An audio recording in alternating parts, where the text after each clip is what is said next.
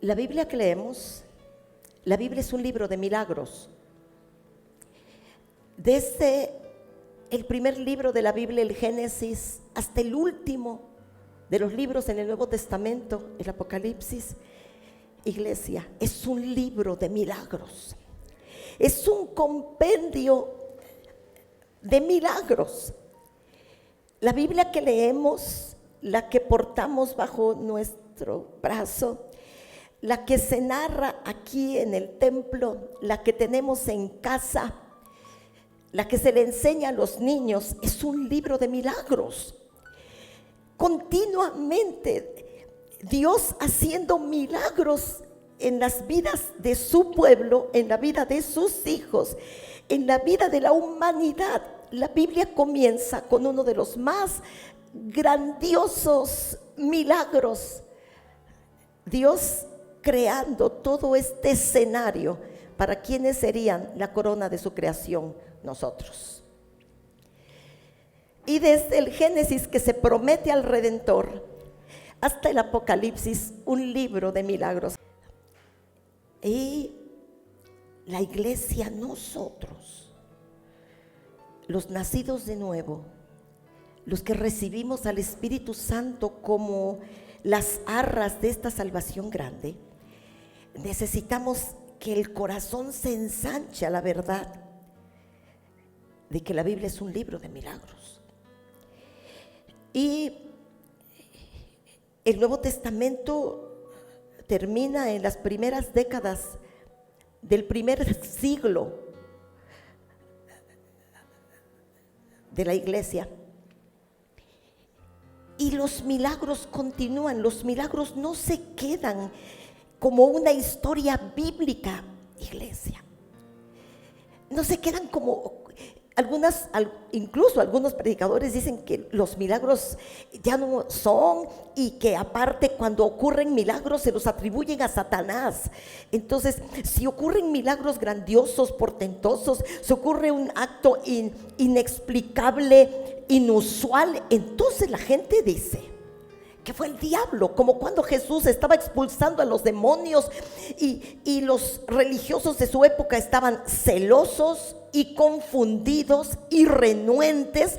Entonces argumentaron delante de la gente, los religiosos de aquella época, líderes religiosos de su época, que Jesús expulsaba a los demonios en nombre de Belcebú, príncipe de los demonios. Cuando la historia judía, lo que los líderes religiosos de aquel entonces tenían, el Antiguo Testamento, eran las hazañas más grandiosas de todos los milagros que la humanidad pueda vivir, tenían un legado, como nosotros tenemos una constitución. Yo les pregunto, Benito Juárez, ¿sí fue verdad? ¿Sí nació? Pancho Villa, Miguel Hidalgo. Bueno, pues los judíos tenían una constitución, las sagradas escrituras, el antiguo pacto. Ese antiguo pacto es la constitución de los judíos, y ahí están los héroes de la fe, en donde se experimentaron los más grandiosos milagros.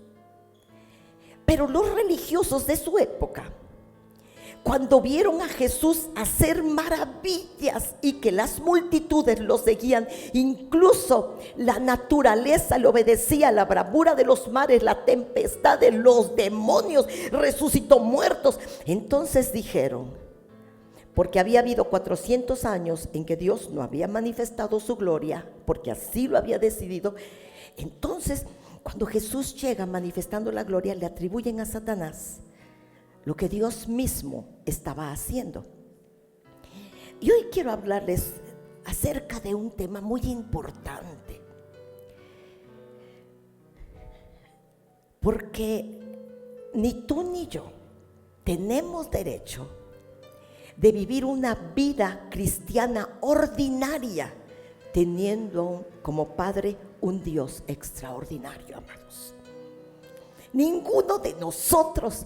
La Biblia dice que al que sabe hacer lo bueno y no lo hace, le es pecado. Entonces quiere decir, pregunto, ¿será pecado que teniendo un Dios extraordinario Y siendo no solo Dios, Padre nuestro, vivamos una vida tan ordinaria, humanamente hablando, teniendo un Dios tan grande. ¿Usted qué opina?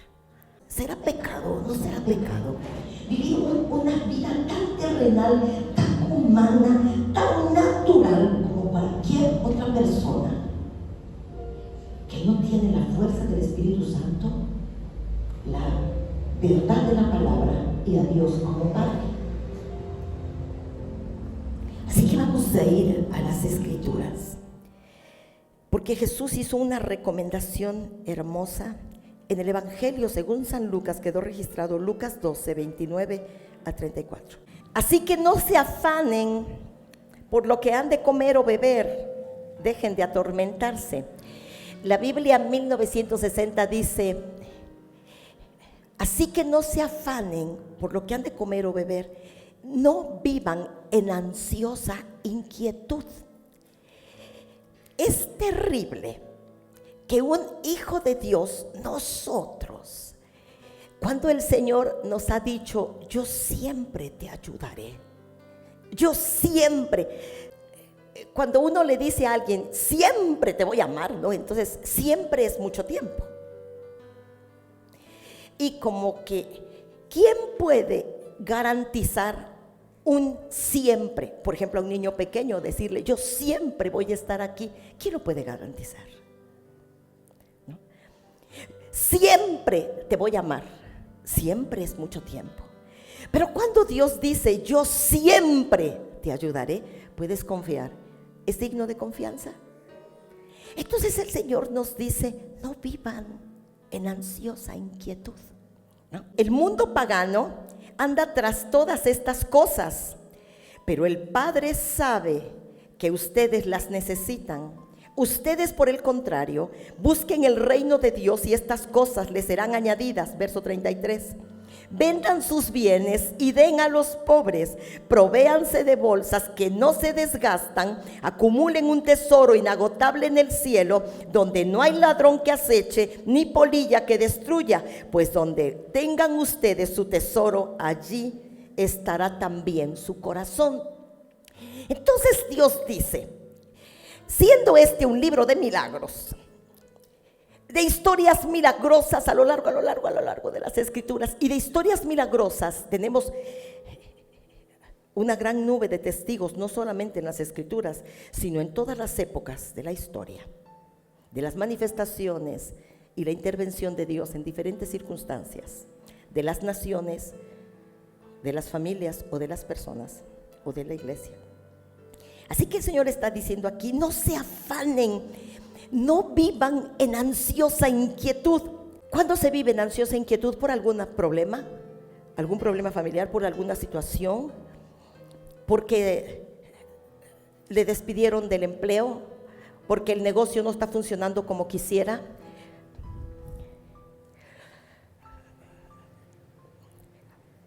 ¿Porque en vez de aumentar el salario se lo bajaron? ¿Porque los niños entran a la escuela y son listas de útiles, son inscripciones y en algunos fueron graduaciones? Y entonces el Señor dice: es todas estas cosas de vivir con insomnio, desesperado, apurado y todo lo demás, es todo lo que sucede en este mundo, pero no les es lícito a ustedes vivir de esa forma, porque su Padre sabe de qué cosas ustedes tienen necesidad. Y parece tan lógico lo que yo les estoy diciendo y tan trillado, pero cuando el Señor me hablaba acerca de esto, Él tiene toda la razón. Y después dice que nuestra fe tiene que ir aún más allá. Vendan algunos de sus bienes y den el importe a los pobres, ¿no? Cuando nosotros estamos pensando en tener un patrimonio, en tener un ahorrito, en tener un afore, ¿no?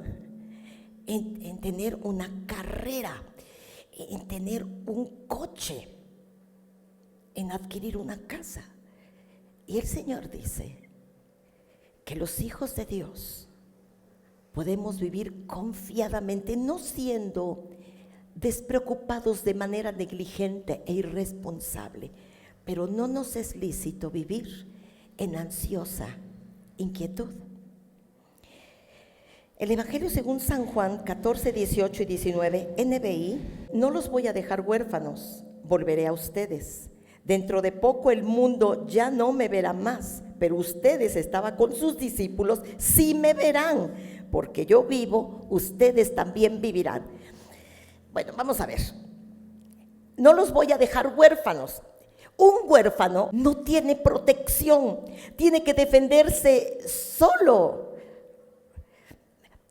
Está desamparado y está expuesto a abusos, atropellos y toda suerte de situaciones. No los voy a dejar huérfanos, volveré a ustedes. Dentro de poco el mundo ya no me verá más, pero ustedes sí me verán.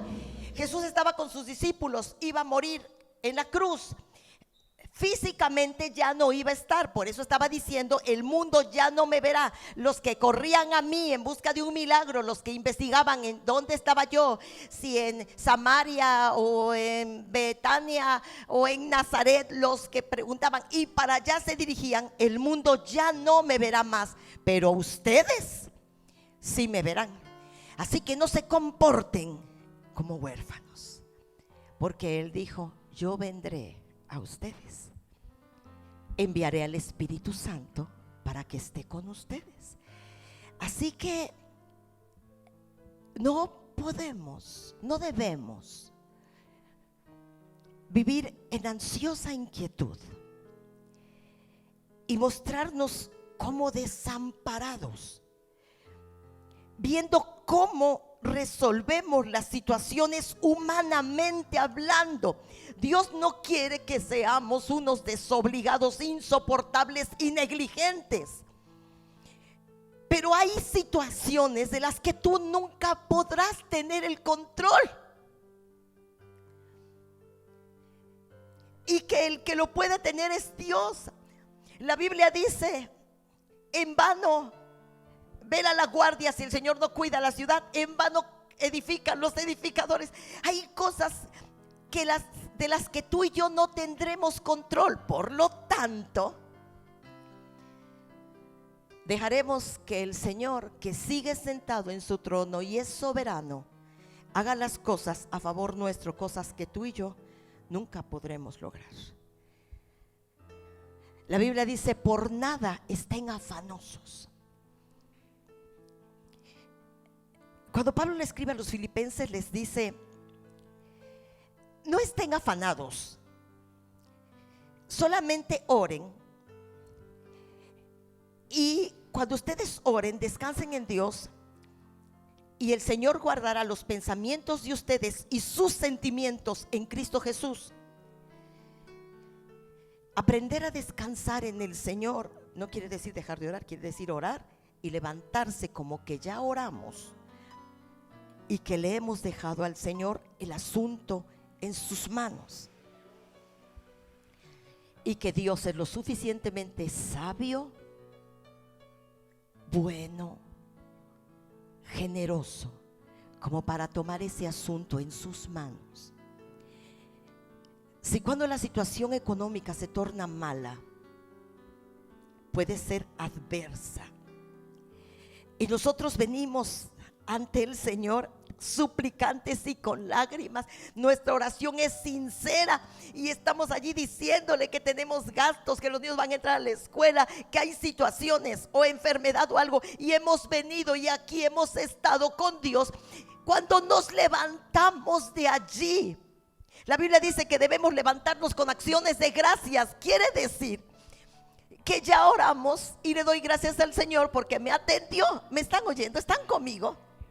Y entonces me levanto como que creo que me atendió y que lo he puesto en sus manos. No voy a ir corriendo a buscar ayuda de todas las personas a mi alrededor posibles y hacer esto y correr para acá y seguir haciendo tantas cosas, porque es que ya oré, ya busqué al Señor. Vivir en ansiosas inquietudes insistir tanto con alguien que haga algo que nos desgastamos, cuando la Biblia dice que tenemos al Espíritu Santo que puede convencer de aquellas cosas que nosotros nunca lo lograremos? ¿Sí, amén? Amados, vamos a seguir adelante.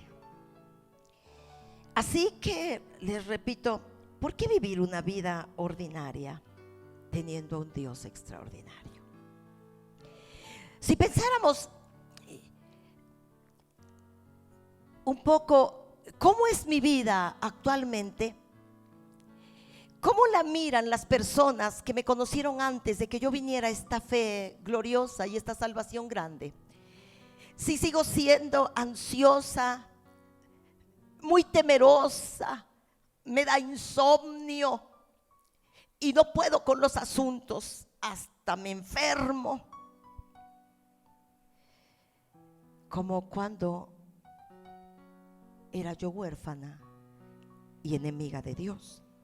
O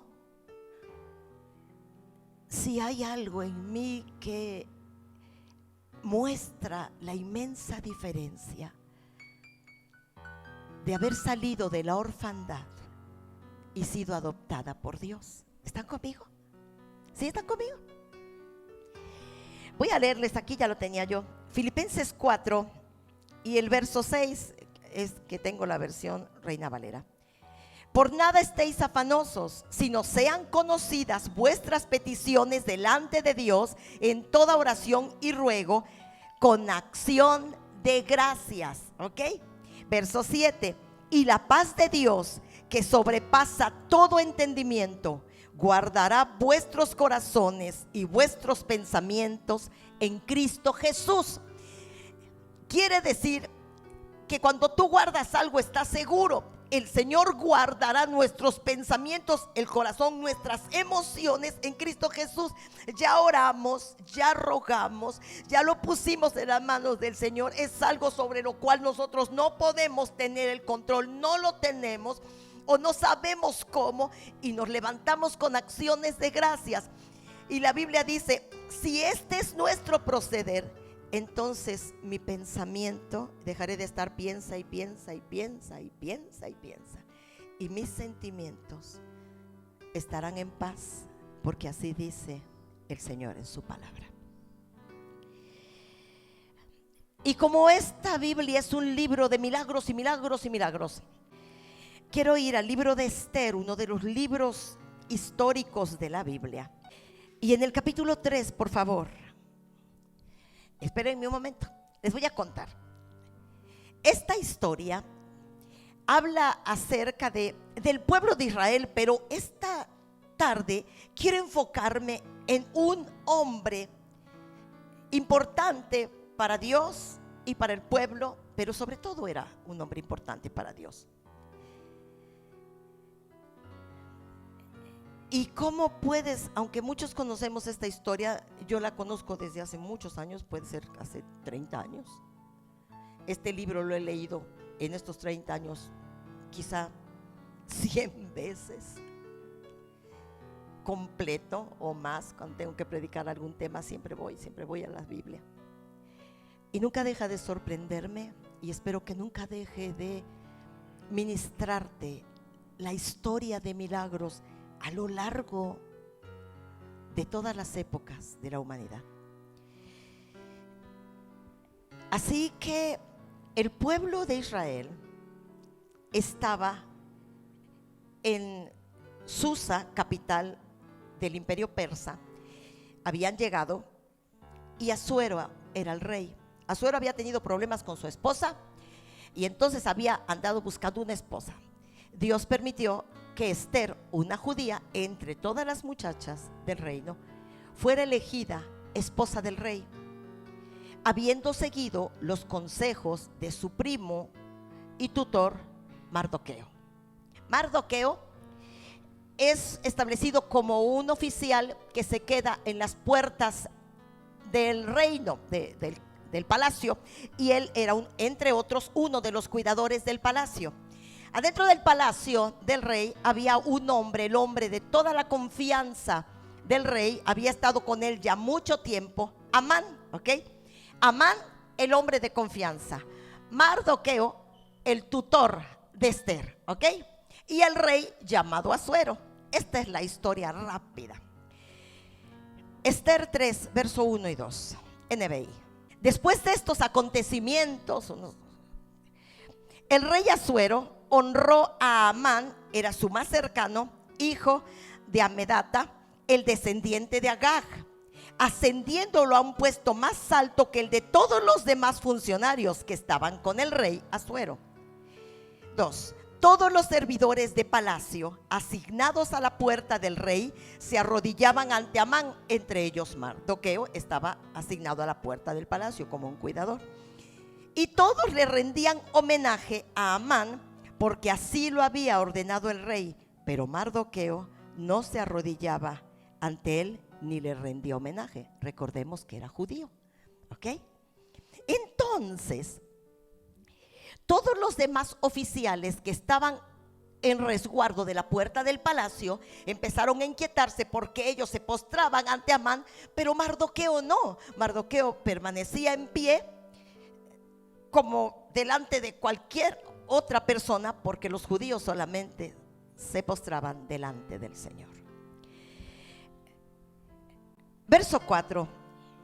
Empezaron a reclamar a Mardoqueo. Día tras día se lo reclamaban, pero él no les hacía caso. Por eso lo denunciaron a Amán para ver si seguía tolerándose la conducta de Mardoqueo, ya que éste les había confiado que era judío.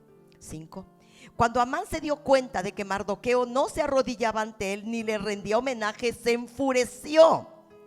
Adelante. Y cuando le informaron a qué pueblo pertenecía Mardoqueo, Amán desechó la idea de matarlo solo a él y buscó la manera de exterminar a todo el pueblo de Mardoqueo, es decir, a los judíos que vivían por todo el reino del rey Asuero.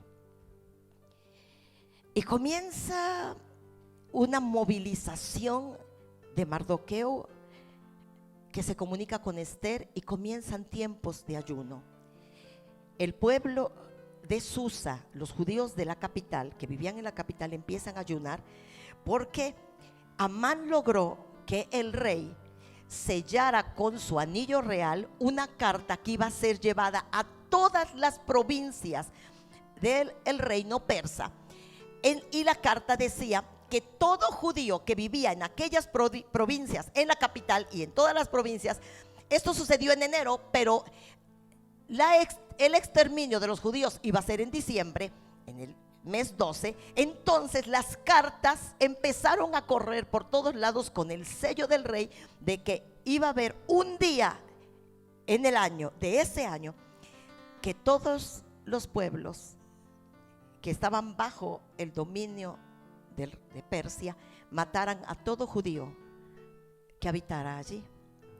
Comienza un ayuno de 3 días y comienza una movilización espiritual. Así que en estos 3 días, Esther, cuando pasan los 3 días, Esther planea presentarse delante del rey. La reina no podía sentarse delante del rey si no era solicitada por el rey. Así que ella no podía presentarse a suplicarle al rey su ayuda, pues el tiempo estaba corriendo y iba a haber un exterminio de todo el pueblo. Junto con los judíos probablemente moriría Esther, era judía, y Mardoqueo.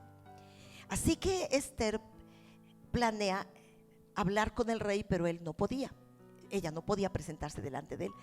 Así que después de los 3 días de ayuno, Esther está allá en el patio y la puerta donde se encontraba el trono del rey estaba lejos, a distancia, y ella se para allá antes de entrar, porque si entraba sin permiso la mataban.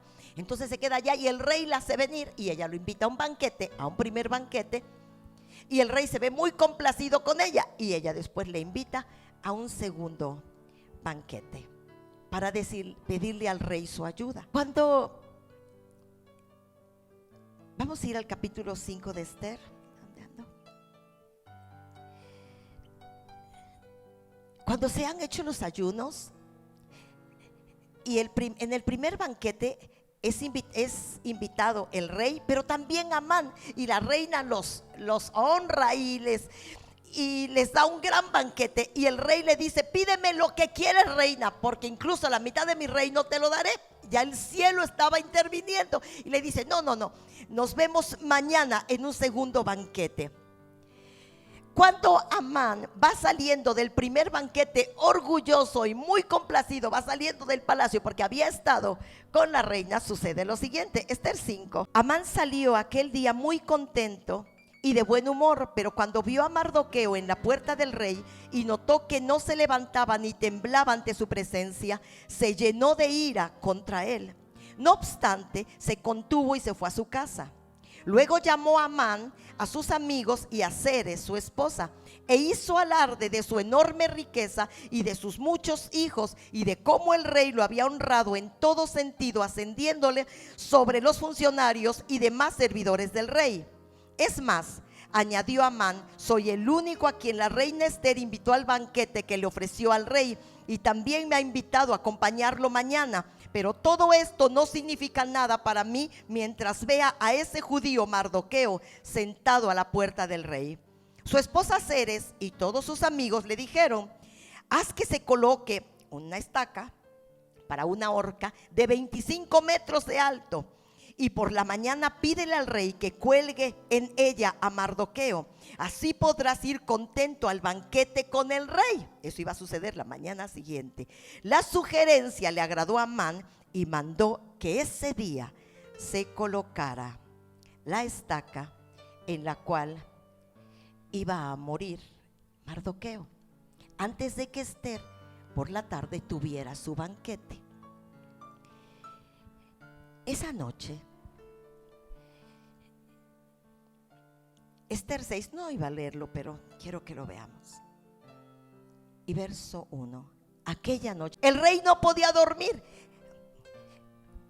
Por la tarde Amán mandó a hacer la estaca. Ya estaba colocada la estaca y en la noche el rey no podía dormir. Aquella noche el rey no podía dormir, así que mandó que le trajeran las crónicas reales, o sea, la historia del reino persa, y que se las leyeran. Un libro enorme, o sea, no eran 2 hojitas de papel, ¿verdad? Era un rollo, y el rollo se abría para leer y se abría en cualquier lugar, ¿no? Entonces, verso 1 nuevamente. Aquella noche el rey no podía dormir, así que le mandó que le trajeran las crónicas reales, o sea, la historia de su reino, y que se la leyeran. Allí constaba que Mardoqueo había delatado a Bigtán y Teres, 2 de los eunucos del rey, miembros de la guardia, que habían tramado asesinar al rey Asuero. ¿Qué honor o reconocimiento ha recibido Mardoqueo por esto?, preguntó el rey. No se ha hecho nada por él, respondieron sus ayudantes personales. Iglesia, cuando yo leía esto, entendía que Dios es soberano y glorioso, y que nada ni nadie puede salir de su control. Que cuando decimos que Dios es omnisciente, y lo repetimos, estamos diciendo que Él conoce todo y lo sabe todo.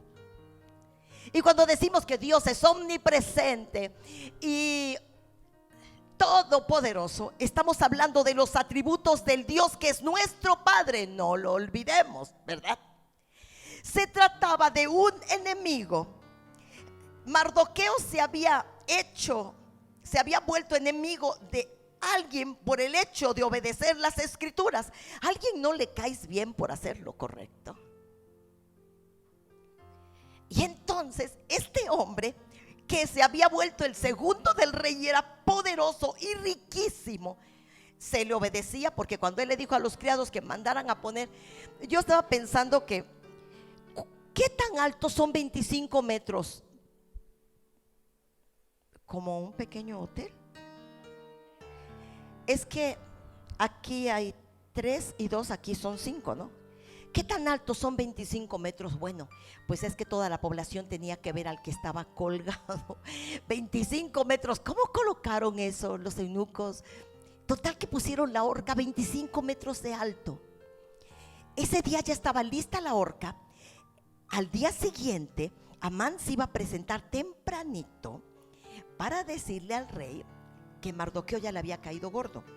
Y como el rey estaba muy complacido con Amán y realmente no conocía bien a Mardoqueo. El rey nunca le hubiera dicho, pues mátalo si es un irrespetuoso. Pero la noche anterior, dile al de junto, la noche anterior, el rey tuvo insomnio. Oh Dios santo, yo estaría dando de brincos. Y mandó que le leyeran las crónicas. Y el libro se abrió en la página donde estaba la historia de Mardoqueo. El Espíritu de Dios hizo que Mardoqueo, que Asuero se sintiera muy complacido con Mardoqueo. Y al que le estaba leyendo le dijera, ¿qué se ha hecho por este hombre? ¿Le dimos alguna recompensa? No, ninguna. Entonces el rey se quedó con eso toda la noche. Cuando se levantó temprano, Amán llega temprano, rasurado total, que esa tarde iba a estar en el banquete con el rey. Llega bien tempranito. Esther 6:4. Amán acababa de entrar en el patio exterior del palacio para pedirle al rey que colgara a Mardoqueo en la estaca que había mandado levantar para él. Pero entonces el rey viene saliendo y antes de llegar a donde estaban las cámaras del rey, el rey andaba por allí temprano y se encuentra con Amán frente a frente. Así que el rey le preguntó, se encontró con él y le dijo, así que el rey le preguntó, ¿Quién anda en el patio? Le preguntó uno de los servidores. Sus ayudantes respondieron, el que anda en el patio es Amán. Que pase, ordenó el rey. Cuando entró Amán, el rey le preguntó, ¿cómo se debe tratar al hombre a quien el rey desea honrar? Entonces Amán dijo dentro de sí mismo, ¿a quién va a querer honrar el rey sino a mí? Así que contestó, para el hombre a quien el rey desea honrar, o sea, contesta Amán bien emocionado, para el hombre a quien el rey desea honrar, que se mande traer una vestidura real que el rey haya usado y un caballo en el que el rey haya montado y que lleve en la cabeza un adorno del rey también. Siguiente. La vestidura y el caballo deberán entregarse a uno de los funcionarios más ilustres del rey para que vista al hombre a quien el rey desea honrar y que lo pasee a caballo por las calles de la ciudad, y este mismo funcionario importante grite, así se trata al hombre a quien el rey desea honrar. Así que Amán estaba emocionadísimo. Siguiente. Ve de inmediato, le dijo el rey a Amán, toma la vestidura y el caballo tal como lo ha sugerido y haz eso mismo con Mardoqueo, el judío que está sentado a la puerta del rey. No descuides ningún detalle de todo lo que has recomendado. Va de nuevo, verso 10. Ve de inmediato, ordenó el rey a Amán, toma la vestidura y el caballo tal como lo ha sugerido. Qué buena idea tuviste, Amán, por eso te tengo aquí conmigo. Y haz eso mismo con Mardoqueo, el judío que está sentado a la puerta del rey. No descuides ningún detalle de lo que has recomendado. Siguiente. Así que Amán tomó la vestidura y el caballo, vistió a Mardoqueo y lo llevó a caballo por las calles de la ciudad, gritando, así trata el hombre a aquel a quien el rey desea honrar. Es nuestro Dios soberano, amados. Es nuestro Dios grande y temible. Claro que sí. Mardoqueo, iglesia, Mardoqueo no sucumbió ante las ofertas, ante la amenaza, jóvenes. Mardoqueo no se intimidó porque, ya sus amigos no le iban a hablar, porque, ¿qué tal? Es que lo iban a matar. No era que mis cuates ya no me van a hablar o ya no me van a invitar, era que lo iban a matar, era que estaba destinado al exterminio, él y su pueblo. Es que Mardoqueo ni sabía que el poderoso Amán había mandado a poner una estaca de 25 metros de alto con una soga para colgarlo, y que todo Susa, capital del reino, viera a ese atrevido que no se humillaba. Pero Dios no se le va una. Dios está en control. Nosotros no debemos temer lo que temen las naciones. Ni nunca te intimidas. Si no haces esto, te voy a dejar. Que esa persona te deje y no el Señor, mi amado. si no haces esto o haces lo otro, ya no. Amado, como dice el canto, si te tengo a ti, lo tengo todo. Fuera de ti nada deseo en el mundo. Vamos al verso 12. Y después Mardoqueo volvió a la puerta del rey.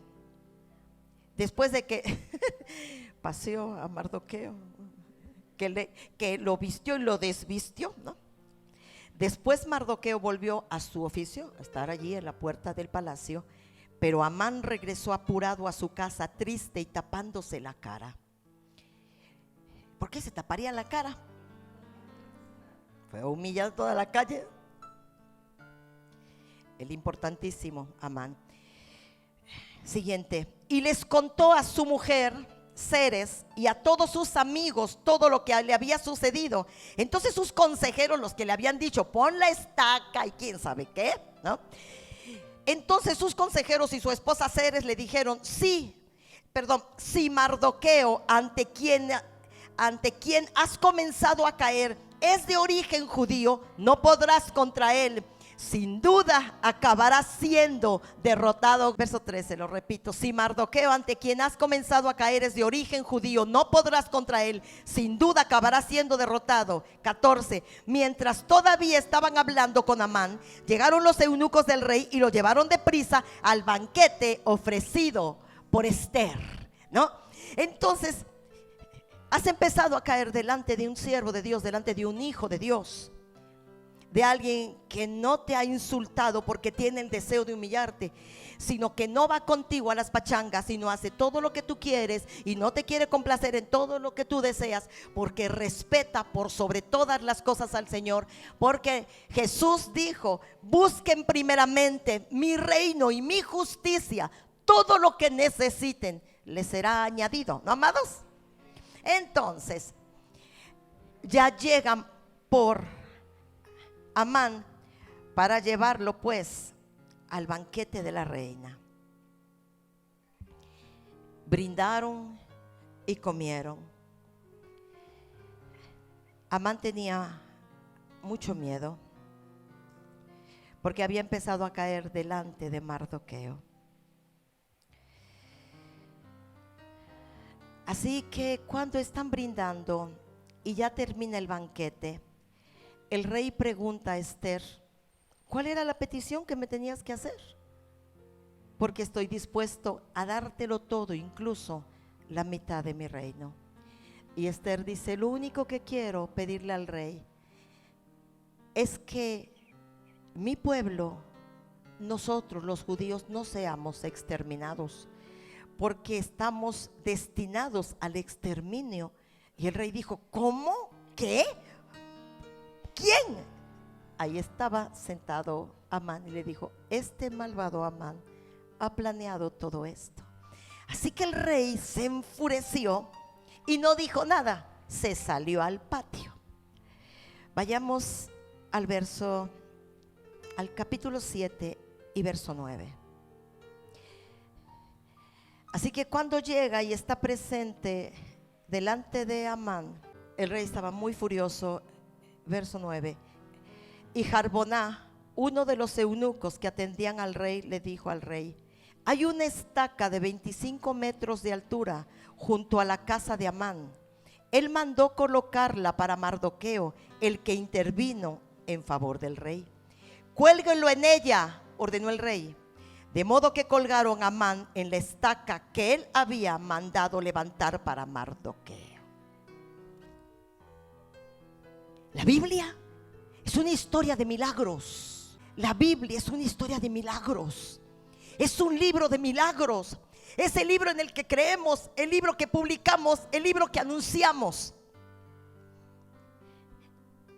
De un Dios que obra milagros, que es capaz de defendernos tras bambalinas.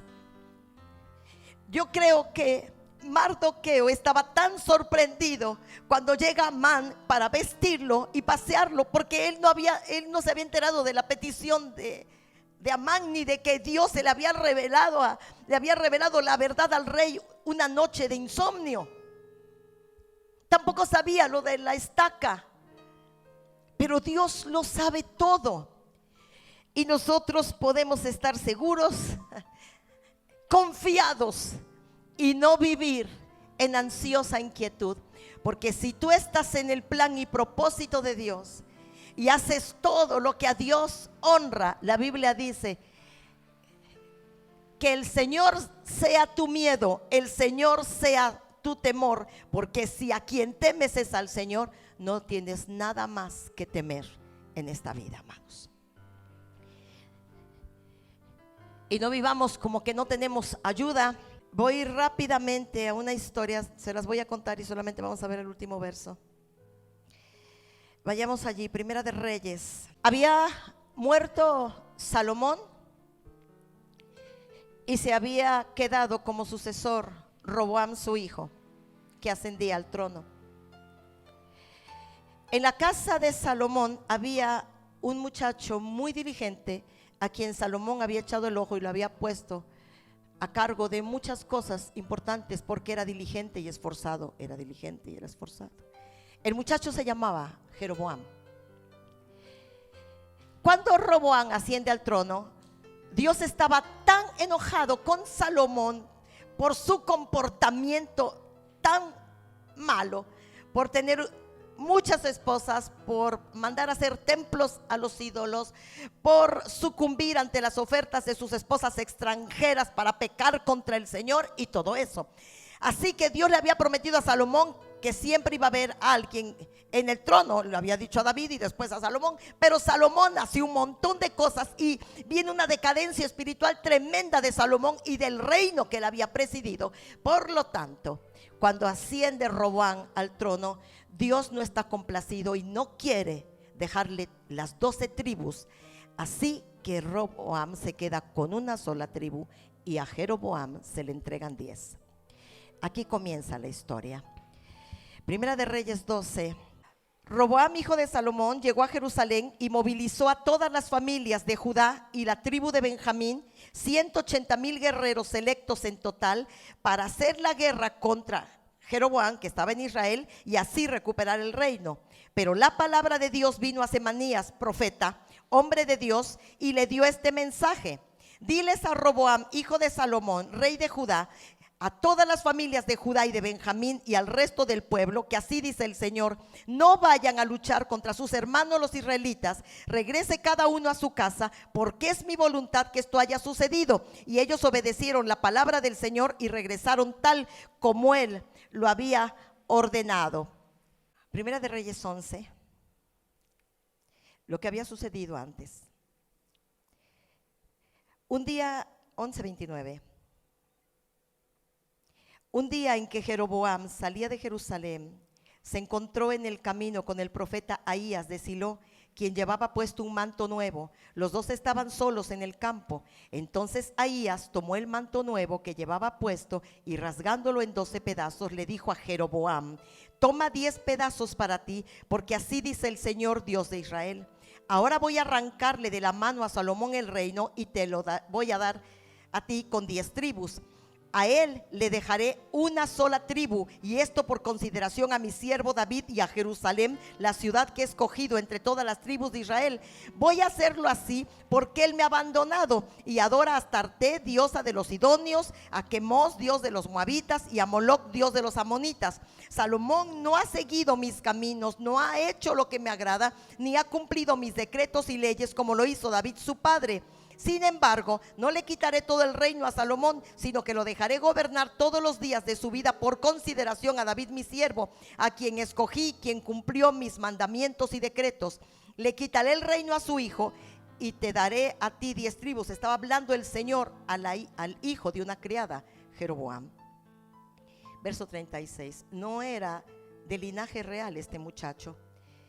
Verso 36, pero a su hijo le dejaré una tribu para que en Jerusalén, la ciudad donde decidí habitar, quede la lámpara de mi siervo David y se mantenga siempre encendida delante de mí.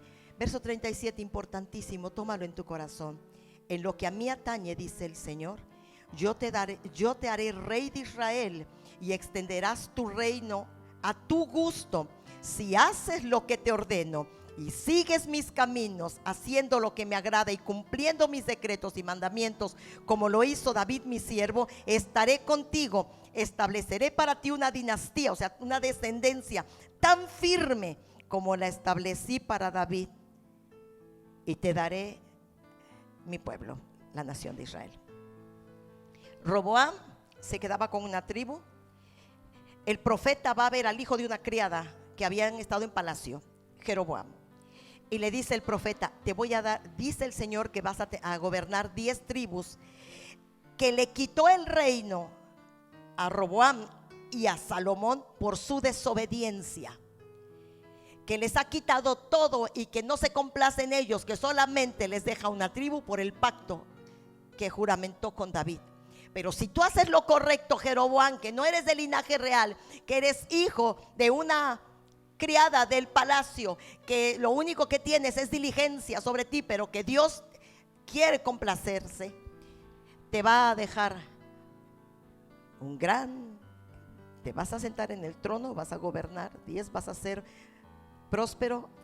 Siendo hijo de una criada, vas a sentarte y vas a en el trono, y vas a tener un palacio, y vas a tener servidores y muchísimas riquezas, y te vas a codear con los príncipes de las naciones cercanas. Pues era descendiente, se quedaba el reino de Salomón, un reino riquísimo, y 10 de las principales tribus y las más grandes ciudades, hablando económica y políticamente. Dios le dijo: si haces, yo a este le quité esto por desobediente, te lo doy a ti. Si tú haces lo correcto, voy a estar contigo y con todos tus descendientes, si tan solo me obedeces. Primera de Reyes. ¿Te acuerdas que cuando Roboam quiere arrebatarle el reino a Jeroboam, el profeta interviene y Dios dice: no, porque yo me complazco en él? Y Roboam retrocede con sus ejércitos. 12:26. Pero reflexionó Jeroboam después de que retrocede Roboam con sus ejércitos. 180,000 soldados Dios los hace retroceder. Entonces Jeroboam dice: pero reflexionó Jeroboam: ¿y qué tal si ahora el reino vuelve a la familia de David? Si la gente sigue subiendo a Jerusalén para ofrecer sacrificios en el templo del Señor, donde se encontraba Roboam con una sola tribu, acabará por reconciliarse con su señor Roboam, rey de Judá. Entonces a mí me matarán y volverán a unirse a él. Adelante. Después de buscar el consejo de sus consejeros, el rey hizo 2 becerros de oro y le dijo al pueblo: israelitas, no es necesario que sigan subiendo a Jerusalén. Aquí están sus dioses que los sacaron de Egipto. Así que colocó uno de los becerros en Betel y el otro en Dan. Y esto incitó al pueblo a pecar. Muchos incluso iban hasta Dan para adorar el becerro que estaba allí. Jeroboam construyó santuarios paganos en los cerros y puso como sacerdotes a toda clase de gente, hasta quienes no eran levitas. Y decretó celebrar una fiesta el día 15 del mes octavo, que era una falsa fiesta, semejante a la que se celebraba en Judá, con tal de que el pueblo no fuera a Jerusalén. En el altar de Betel ofreció sacrificios a los becerros que había hecho, y estableció también sacerdotes para los santuarios paganos. Importantísimo, 33 y 34. Así pues, el día 15 del mes octavo, Jeroboam subió al altar que había construido en Betel y quemó incienso. Hizo esto arbitrariamente. Capítulo 13 y verso 33. Con todo, Jeroboam no cambió su mala conducta, sino que una vez más puso como sacerdotes para los santuarios paganos a toda clase de gente. A cualquiera que deseaba ser sacerdote de esos santuarios, él lo consagraba como tal. Siguiente. Y esa conducta llevó a la dinastía de Jeroboam a pecar y causó su caída y su desaparición de la faz de la tierra. Las promesas del Señor son fieles y verdaderas. Si Él nos ha prometido algo, lo cumplirá.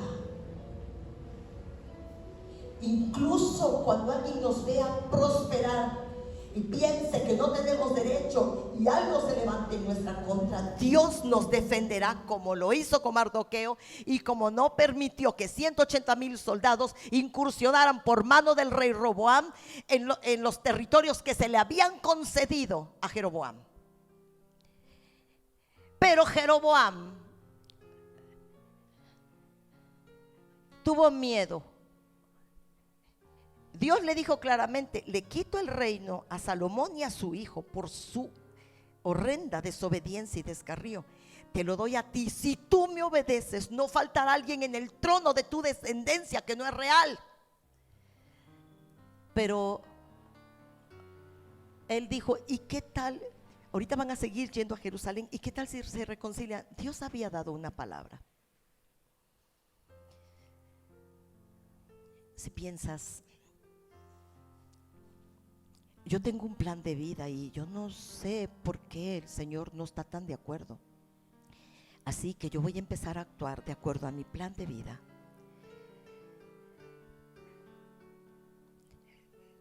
Si piensas que tienes que luchar con tus fuerzas para sacar adelante las cosas, como si Dios no nos hubiera colmado de promesas y como si Dios no fuera lo suficientemente fiel y justo para socorrernos, no nos debemos de ver como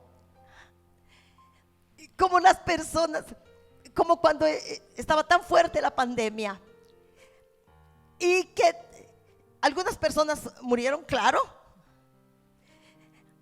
y como si estuviésemos tan desamparados y Dios no se enterara que venimos al templo, estamos en oración y somos sus hijos y tenemos que protegernos solitos, porque es que si nosotros no nos cuidamos, no hay quien nos cuide. No hay quien nos cuide, amados.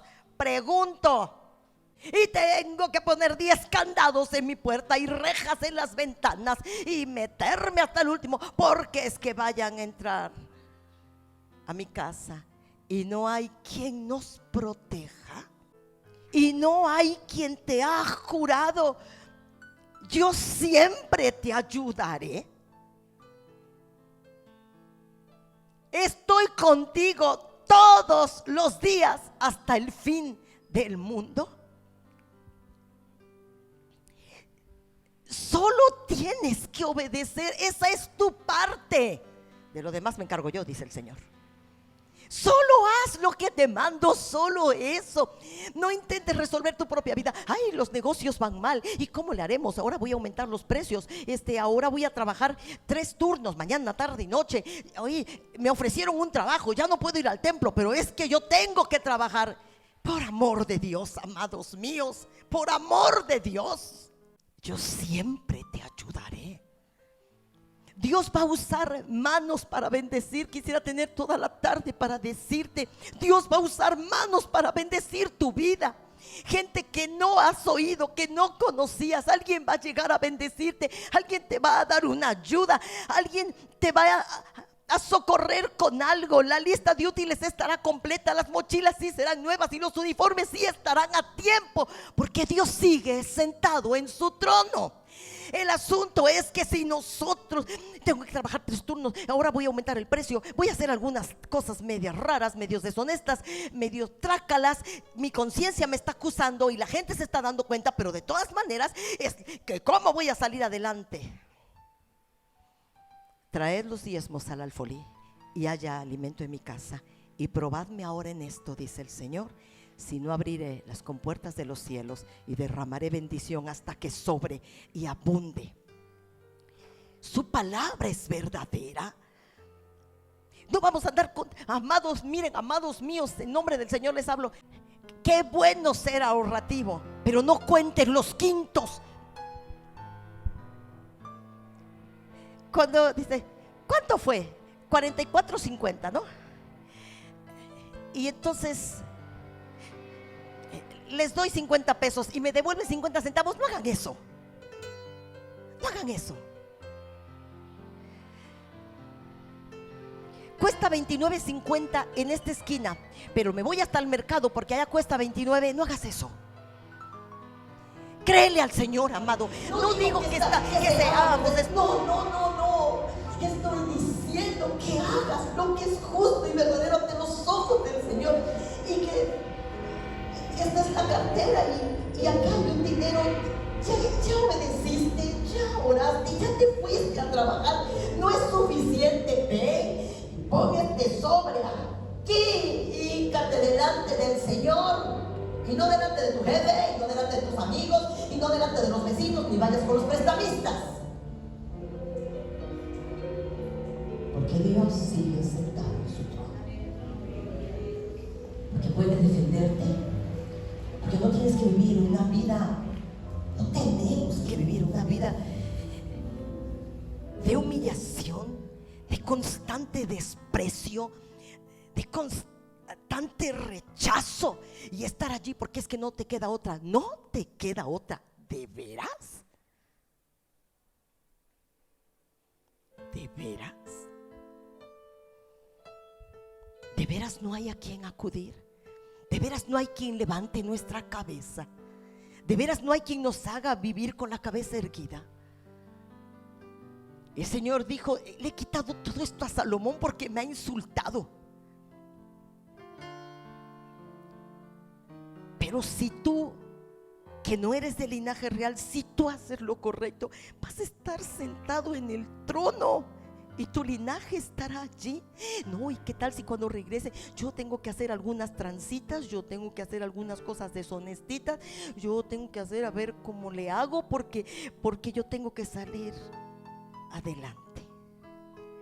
La Biblia dice: todo esto lo hacen los paganos y están en su derecho, tienen toda la razón.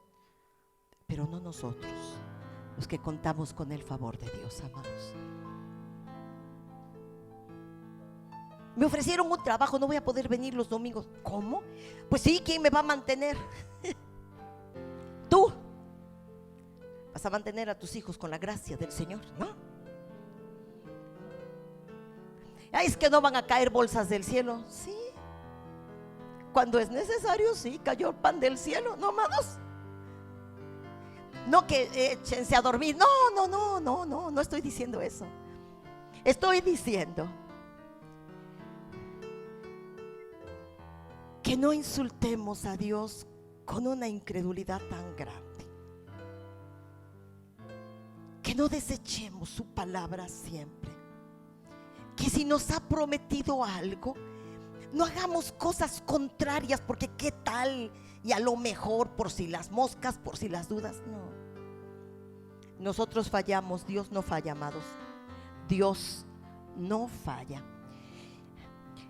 Necesitábamos un lugar para irnos en la sierra y Dios nos ha dado un lugar tan hermoso y unas personas tan increíbles. Ellas nos los ofrecieron, nos han recibido con brazos abiertos. Son personas a las que Dios va a bendecir grandiosamente y que nos bendicen a nosotros. Ni me conocen, ni nos conocían. Termino con este texto en el nombre del Señor. Jeremías 8, Reina Valera, por favor. Jeremías 8, 19, Reina Valera. He aquí, dice el Señor, voz de clamor de la hija de mi pueblo que viene de la tierra lejana. ¿No está en ella su rey? ¿No está Jehová en Sión? ¿No está en ella su rey? O sea, la gente estaba preguntando: bueno, ¿no está Dios aquí? ¿No está el Señor en la iglesia? ¿Cómo está esto? Y el Señor contesta: ¿por qué me hicieron airar con sus imágenes de talla, con vanidades ajenas? Adelante.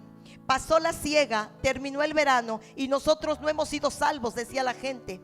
El Señor contesta: quebrantado estoy por el quebrantamiento de la hija de mi pueblo, entenebrecido estoy, espanto me ha arrebatado. No hay bálsamo en Galaad, no hay allí médico. ¿Por qué pues no hubo medicina para la herida de mi pueblo? Dice, la gente dice: ay, es que Dios, ¿y que dónde está el Señor? El Señor está en su trono y todo lo que quiso ha hecho, ¿no? Y el Señor pregunta: estoy quebrantado con el quebrantamiento de los hijos de Dios.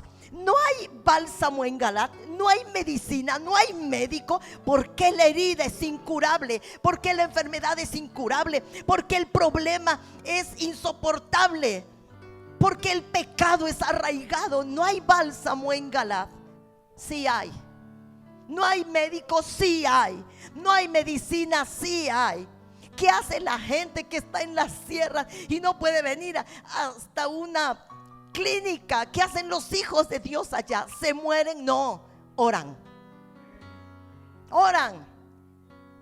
¿Y qué hace la iglesia? Oramos. Oramos hasta que el cielo conteste. Oramos hasta que, y si no tengo dinero y no puedo ir al médico y tampoco quiero y tengo dolor, vas a estar. ¿Por qué no oramos?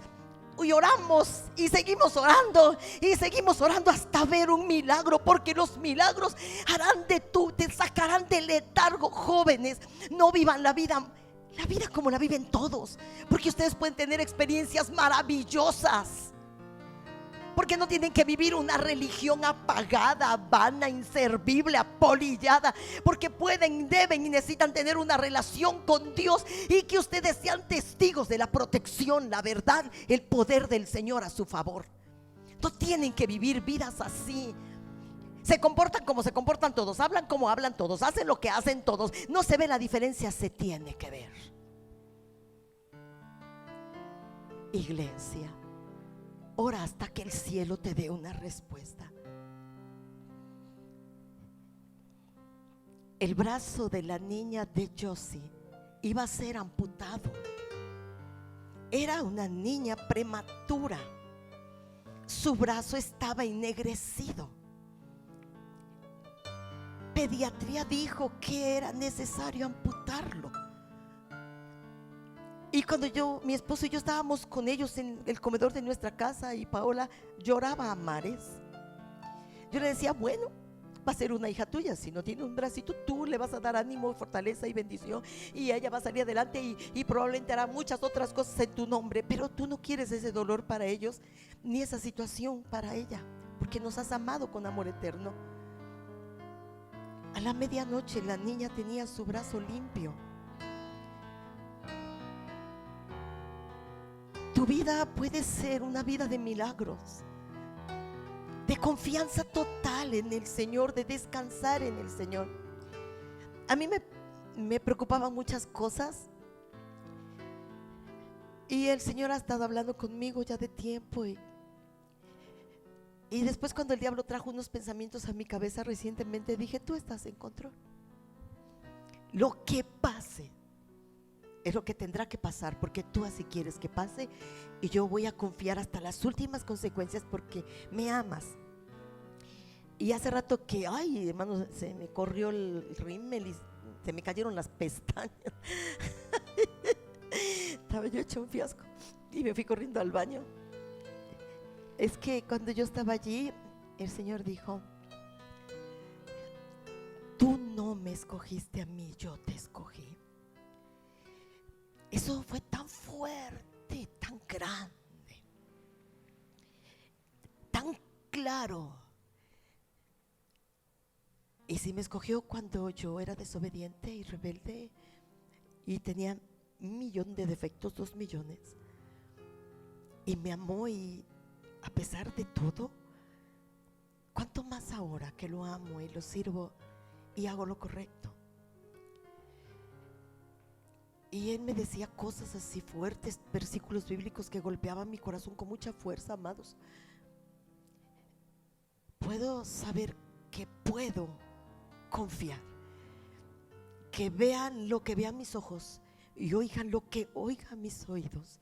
Dios está en control, y no me turbaré, y no retrocederé, y no sucumbiré ante mis convicciones, porque Dios honra a los que le honran, y los que en Él confían jamás se ven defraudados. Confía que tu suerte está en las manos del Señor. Confía que si tomas las decisiones correctas y lo obedeces, Él será por ti todos los días de tu vida. Y que si tienes una enfermedad sanarás, porque yo he sanado, porque sanó la hija de Josie, porque sanó Yareli, porque sanó Zaret, porque sanaron los gemelos. Y podrás decirle, pónganse de pie aquí a quienes el Señor ha curado. Pónganse de pie aquí a quienes el Señor ha hecho milagros económicos, y yo sería la primera persona en ponerme en pie, y Mitzi sería una persona en ponerse en pie, Isaac y Blanquita. escoge lo que Él dice en su palabra: pongo delante de ti la vida y la muerte, la bendición y la maldición, el bien y el mal. Escoge la vida para ti y los tuyos. Jeroboam se equivocó. No solo fue quitado del reino, dice que desapareció del mapa. No tuvo linaje, se esfumó su linaje. Cuando 180,000 soldados venían contra él, el Señor dijo: no, se regresan. Porque no te acuerdas de todas las cosas que Dios ha hecho a tu favor y que deben darte fe suficiente, y a mí también, para no temer una batalla más, para saber que vamos a salir bien librados, para saber que Dios va a intervenir, que lo hará, lo seguirá haciendo, no fallará. No fallará, te lo aseguro, no fallará. Y cuando te sientas ahorcado y piensas: no hay más, no hay para dónde jalar, ok, entonces mira al cielo y quédate allí con Dios. Quédate allí hasta que veas abrirse una puerta delante de ti, una puerta que el Señor ha abierto, y no tus empujones, y no tus caprichos, y no tus desafíos, el Señor mismo.